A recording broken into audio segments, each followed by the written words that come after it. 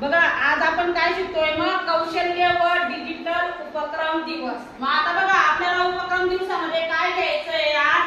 मग आता मी इथं तुम्हाला फळ्यावर लिहून दिलेलं आहे मातीकाम, बांबू कला कार्यशाळा, मुखवटा, तसंच कापडी पिशवी, त्याच्यानंतर प्रथमोपचार कार्यशाळा घ्यायची आपल्याला। मग आता मी इथं